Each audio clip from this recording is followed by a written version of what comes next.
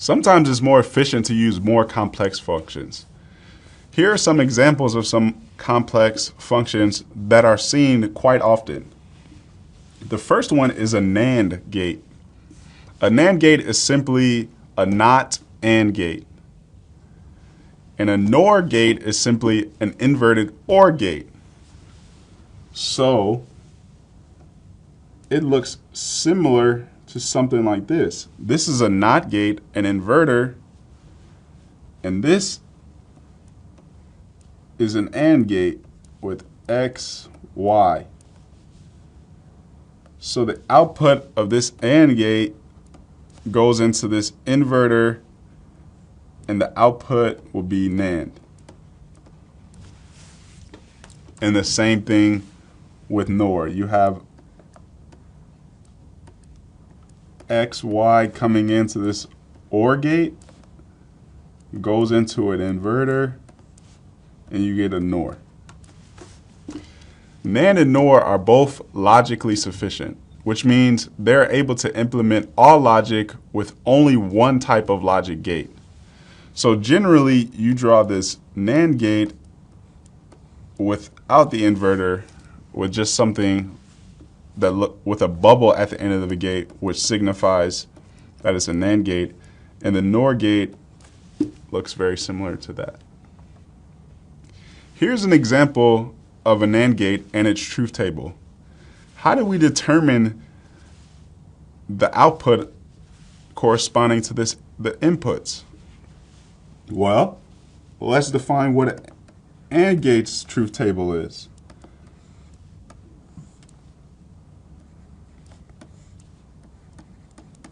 So we have 0, 0, 0, 1, 1, 0, 1, 1. So AND is low only unless two inputs are high. So this is 0, 0, 0, 1. So the NAND gate is inversion of this AND gate. So wherever there's a 0, we flip it to 1, and wherever there's a 1, we flip it to 0. And that's how you get the truth table. And the same thing for the NOR gate. The NOR and OR gate is high as long as one of the inputs are high. So the NOR gate is low wherever one or more of the inputs are high.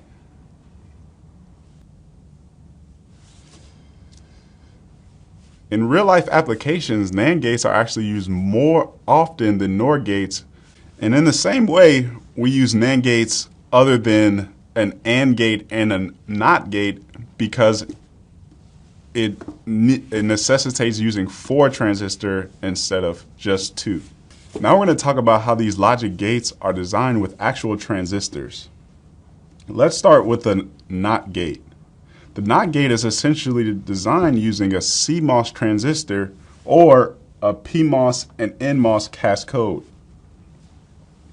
As we stated earlier, the NOT gate only has one input and one output. That input is connected directly to the gate of the PMOS transistor as well as the gate voltage of the NMOS transistor. Now, to determine the out, we have to, again, view the behavior of each possible combination of the inputs. So let's start when the input is low. When the input is low, this PMOS turns on, which essentially creates a short between the output and this independent voltage source, VDD. That low input also connects to the gate voltage of the NMOS transistor, which will make the NMOS cut off or essentially create an open. Thus, this output is connected directly to VDD or high. So we get a 1 for our first output. Now let's see what happens when we connect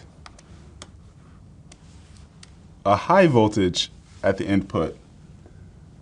So when the input is high, this PMOS transistor cuts off, creates an open between the output and the voltage source. And then, of course, this NMOS will turn on, which creates a short between the output and ground. So the output will be pulled directly to ground, or essentially low. Now for our last example, we're going to talk about a CMOS NAND gate.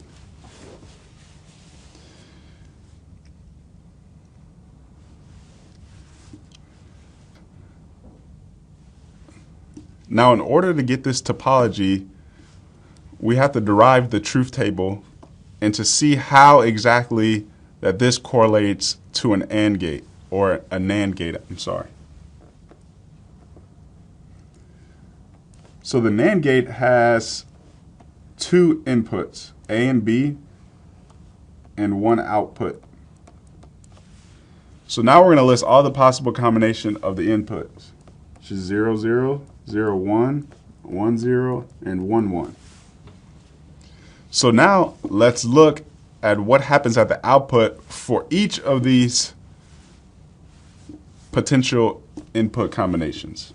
So the first one gives us two low inputs.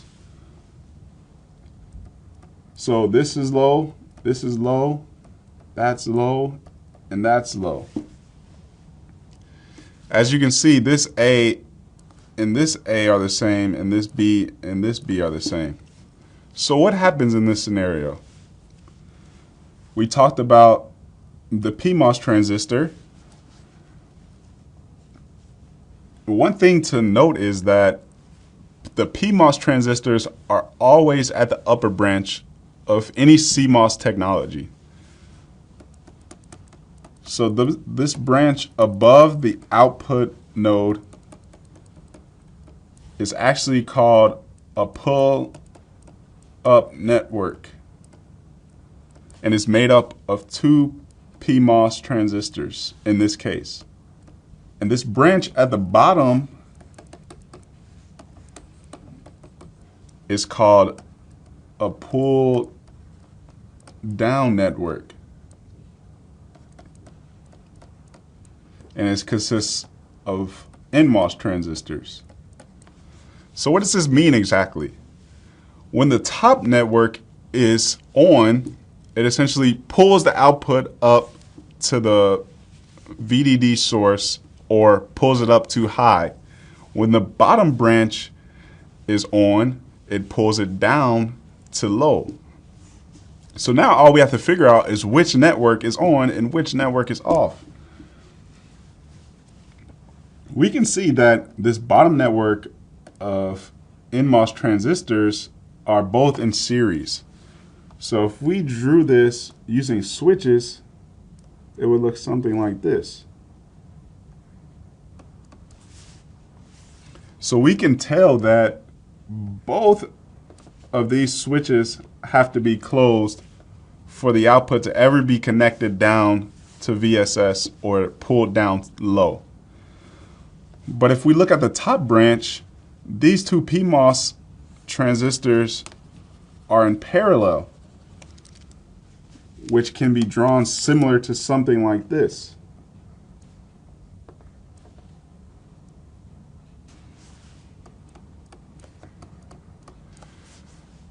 So in this arrangement, we only need one of these to be on for the output to be able to be connected to the voltage source VDD.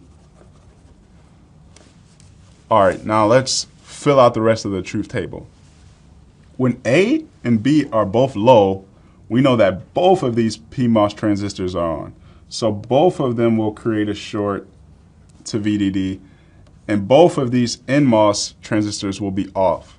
So it's easy to tell that the output will be pulled up directly to the source, and we will get an output high.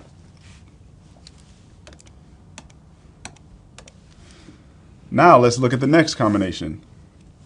When A is low, we know that this source is on, so it creates a short between, or this transistor is on, and it creates a short between the VDD and out. This transistor will be cut off because this is now high. This transistor will be cut off because the input is low. And this transistor will be on. But it doesn't matter because this first transistor is, the first NMOS transistor is off, so no current will flow through the second branch. So again, we can see that the output is still pulled up to the source. This next one isn't the same thing except the opposite transistor. So again, we can put a 1 at the output. Now for the final combination, we have two inputs that are both high.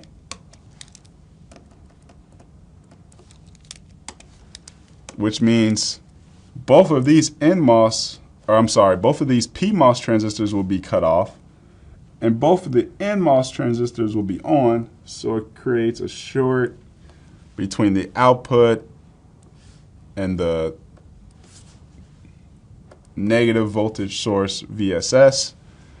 So the output will be pulled down or low, and this again is a truth table for a NAND gate.